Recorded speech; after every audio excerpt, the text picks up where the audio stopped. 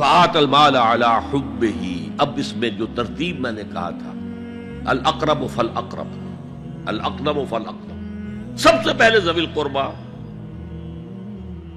اور اس میں اکثر و بیشتر ہم سے کوتاہی ہوتی ہے۔ دور دراز کے لوگوں کے ساتھ نیکی ہو رہی ہے، سگے بھائی کی بیوہ اور یتیم بچے جو ہیں وہ محروم ہیں، انہوں نے اس وقت یہ کر دیا تھا، یہ کر دیا تھا۔ ظاہر بات ہے کہ رشتہ داروں سے تو شکایتیں ہوتی ہیں، یہ تو ہمیشہ ہمارے مخالف رہے ہیں جی، ان کی ہم کیسے مدد کریں؟ اگر تو اللہ کے لیے دینا ہے تو پہلا حق ان کا، من احب للہ وابغض للہ واعطى للہ ومنع للہ، اللہ کے لیے دیا ہے اگر تو اپنے اس نفس کے جو انتقام کا جذبہ ہے اس کو کچلو، اور جس کا سب سے پہلا حق ہے اس کو پہنچاؤ، حق بحقدار رسید، ذوی القربى والیتامى، جو بے سہارا رہ گئے، باپ کا سایہ نہ رہا، والمساکین، مساکین کسے کہتے ہیں؟ مسکنت کہتے ہیں کم ہمتی۔ آپ کو معلوم ہے آج کل ایک مرض کہلاتا ہے نیورستھینیا، آدمی دیکھنے میں ہٹا کٹا ہے، صحت مند ہے، لیکن اندر سے اس کی کوئی ہمت ایسے جواب دے گئی ہے کچھ کر ہی نہیں سکتا، وہ ہے مسکین۔ اسی لیے جو فرمایا گیا یہودیوں کے لیے ضربت علیہم الذلۃ والمسکنہ، ذلت کے معنی بھی کمزوری، اور مسکنت کم ہمتی، ہمت ختم ہو گئی۔ تو جو اپنے پاؤں پر نہیں کھڑا رہ سکتا اس وجہ سے کہ اس میں وہ ہمت کم ہو گئی ہے، وہ بھی مستحق ہے۔ وابن السبیل، اور مسافر۔ پرانے زمانے میں آپ کو معلوم ہے نہ سرائیں تھیں، نہ کچھ اور تھا، نہ ہوٹل تھے، پھر اگر کہیں راستے میں چوری ہو گئی، ڈاکہ پڑ گیا، تو آدمی جو ہے گھر میں خود ہے، کفیل ہے، اچھا ہے۔ اس وقت کی حالت ایسی ہو گئی۔ ہمارے ہاں بیگرز نے اسی کو ایک بہت بڑا بہانہ بنایا ہوا، جی میں آیا تھا وہاں سے اور یہاں سے، اور میری جیب کٹ گئی، سب کچھ چلا گیا، اب مجھے واپس جانے کے لیے کرایہ چاہیے۔ اکثر و بیشتر جھوٹے کیسز ہوتے ہیں۔ اگر آپ کسی کو پکڑ لیں اور ساتھ لے کر کہیں تحقیق کراؤ تو وہ بھاگ جائے گا، پھر نہیں آئے گا اس مسجد میں۔ لیکن یہ کہ ابن السبیل، یہ بھی ایک کھاتا ہے۔ والسائلین، یہ ذرا تفصیل طلب معاملہ ہے۔ اسلام کی تعلیم بڑی متوازن ہے۔ ایک طرف سوال کی مذمت ہے، مت اپنا دستے سوال دراز کرو کسی کے سامنے۔ جو شخص ہاتھ پھیلاتا ہے مانگنے کے لیے، وہ اپنی عزت نفس کو ہتھیلی پر رکھ کر آپ کے سامنے پیش کر رہا ہے، اور آپ ٹھوکر مار دیتے ہیں اس کی عزت نفس کو۔ مانگو اللہ سے، اللہ کسی کے دل میں ڈالے تمہاری ضرورت پوری کر سکتا ہے، بغیر اس کے کہ تم کسی کے سامنے دستے سوال دراز کرو۔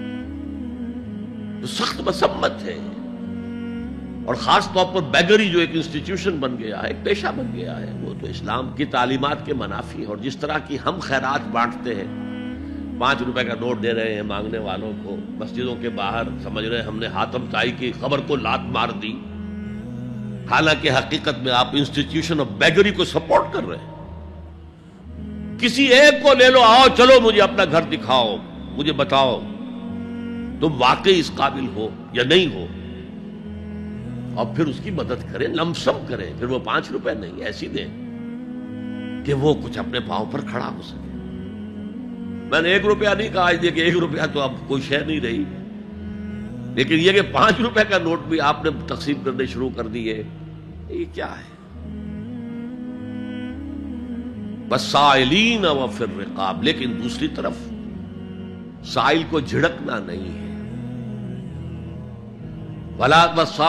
اما السائل فلا تنہر، جھڑکو نہیں۔ اچھا بھائی نہیں، معاف کرو، میرے پاس اس وقت آپ کی مدد کے لیے کچھ نہیں ہے، میں کچھ نہیں کر سکتا۔ تو ان دونوں کے درمیان اصل میں معاملہ ہونا چاہیے، بلکہ یہاں تک بھی فرمایا سائل کو ضرور دو، چاہے وہ گھوڑے پر سوار ہو کر تمہارے دروازے پہ آیا۔ کیا پتا اس کی واقعی الجھن کیا ہے؟ تو سوال کی مذمت اور سائل کو جھڑکنے کی ممانعت، حتی الامکان خالی ہاتھ نہ لوٹاؤ. اس نے اپنی عزت نفس اپنی ہتھیلی پر رکھ کر تمہاری سامنے پیش کر دیا، اسے ٹھوک کر نہ مارو. لیکن جیسا کہ میں نے عرض کیا، یہ انسٹیٹیوشن آف بیگری جو ہے یہ ایک علیحدہ شے ہے، بالکل اس کا اس سے کوئی تعلق نہ سمجھیے. وفر رقاب، رقاب جمع ہے رقبہ، گردن. فک رقبۃ او اطعام فی یوم ذی مسغبۃ یتیما ذا مقربۃ او مسکینا ذا متربہ. فک رقبۃ، کسی کی گردن چھڑا دینا. اس وقت سب سے بڑی ایپلیکیشن اس کی تھی غلاموں کو، کنیزوں کو اپنے پیسے سے خرید کر آزاد کر دینا. بہت بڑی نیکی، بہت بڑی نیکی.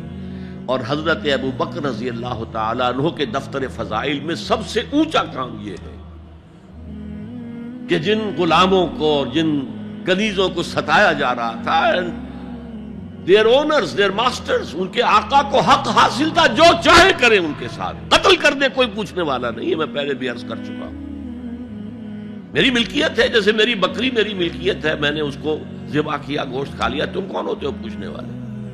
میرا غلام تھا، میں نے قتل کر دیا، تم کون ہو پوچھنے والے؟ ان کو حضرت ابو بکر نے خرید کر آزاد کیا اور منہ مانگے دام دیے. حضرت بلال کے لیے امیہ ابن خلف نے اتنی بڑی رقم مانگی، حضرت ابو بکر نے کہا ٹھیک ہے لو. باپ نے کہا بھی ابو قحافہ نے، ابو بکر کو کوئی غلام خریدنا ہی تھا تو کوئی طاقتور آدمی جو کام آ سکے کہیں، اس کو خریدنا چاہیے. مجھے کیا پتا ابو بکر کس لیے خرید رہا اور کس کے لیے خرید رہا ہے. آج کے دور میں اس کی اپلیکیشن ہوگی. کوئی شخص جو ہے اگر قرض میں اس طرح جکڑا جائے کہ لاکھ ہاتھ پاؤں مارے نکل نہیں سکتا،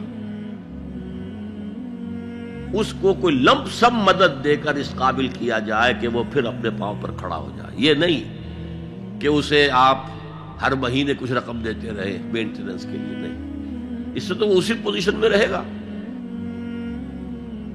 یہ بعض مائنورٹی کمیونٹیز کے اندر یہ معاملہ موجود ہے.